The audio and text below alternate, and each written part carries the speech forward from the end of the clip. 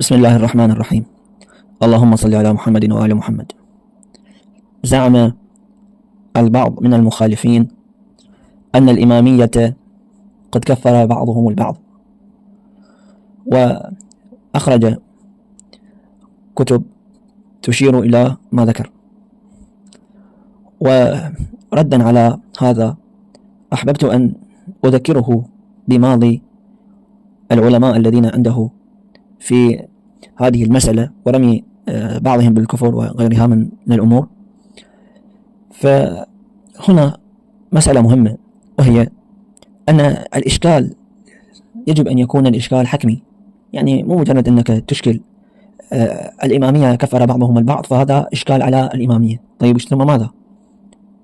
ما أنت عندك طامات. إذا كان هدم معتقد الإمامية بمجرد أن البعض كفر البعض ولو ثبت ذلك، طبعا هو غير ثابت، فإن باب أولى أن تحكم على هذا الكلام على معتقدك.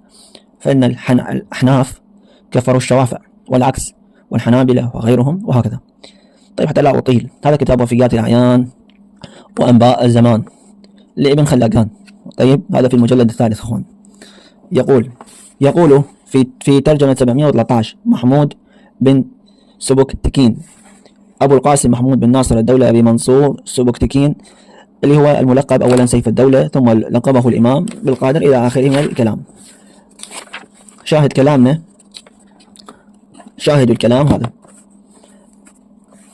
وقال إمام الحرمين أبو المعالي عبد الملك الجويني المقدم ذكره في كتابه الذي سماه مغيث الخلق في اختيار الأحق أن السلطان محمودا المذكور كان على مذهب أبي حنيفة، وكان مولعا بعلم الحديث، وكانوا يسمعون الحديث من الشيوخ بين يديه وهو يسمع، وكان يستفسر الأحاديث فوجد أكثرها موافقا لمذهب الشافعي، فوقع في خلده حكة، فجمع الفقهاء من الفريقين في مزو، والتمس منهم الكلام في ترجيح أحد المذهبين على الآخر، فوقع الاتفاق على أن يصلوا بين يديه ركعتين على مذهب الإمام الشافعي وعلى مذهب أبي حنيفة، لينظر فيه السلطان ويتفكر ويختار ما هو أحسنهما.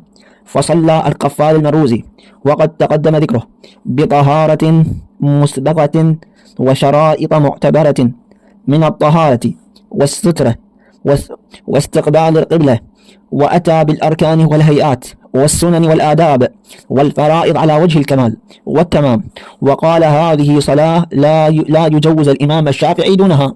ثم صلى ركعتين على ما يجوز أبو حنيفة، فلبس جلد كلب مدبوغا ولطخ ربعه بالنجاسة، وتوضأ بنبيذ التمر، وكان في صميم الصيف في المفارزة، واجتمع عليه الذباب والبعوض، يعني صار واحد قدر، يعني جلكم الله. وكان وضوءه منكسا منعكسا، ثم استقبل القبلة وأحرم بالصلاة من غير نية في الوضوء، وكبر بالفارسية، ثم نقر نقرتين كنقرات الديك من غير الفصل ومن غير ركوع، وتشهد. ما أحب ألفظ هذه الكلمة أخواني، بعد أن تقروها أنزه لساني عن هذا القول. يقول وتشهد وفعل هذا الفعل في آخره من غير نية السلام، وقال أيها السلطان هذه صلاة أبي حنيفة. يعني كل هذا الصلاة، هذا كل اللي ذكر هذا لبس جلد كلب ولطخ نفسه بالنجاسة جلكم الله، وتوضأ بنبيذ التمر، يعني كل هذه الأمور سواها، يعني كلها أمور مخالفة للشريعة.